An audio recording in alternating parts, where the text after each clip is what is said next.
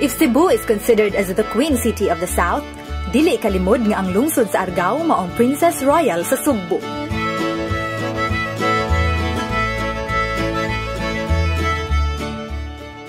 Naimutang kini sa bagatang bahin sa probinsya sa Sugbo.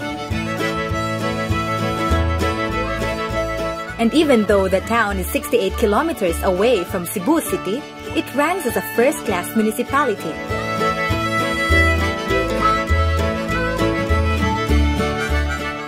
Because the town is blessed with bountiful gifts of nature, rich heritage sites, and hospitable people.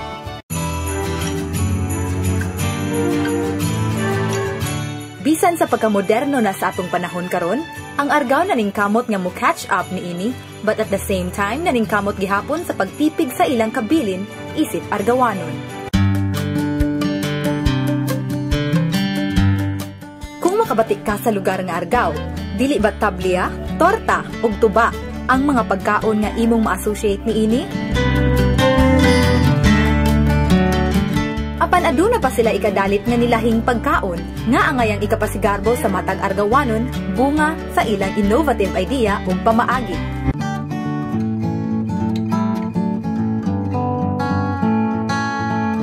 Nakatilaw na ba kamo og puso nga aduna nay sud-an sulod niini ug juice nga ginama gikan sa kamote?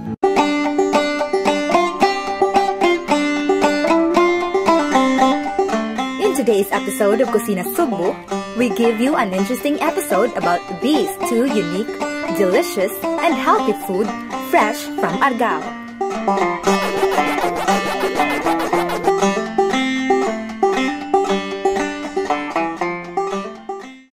And being a food instructor, no, food technology instructor, so akong gidasig ang akong mga estudyante nga mo pilme.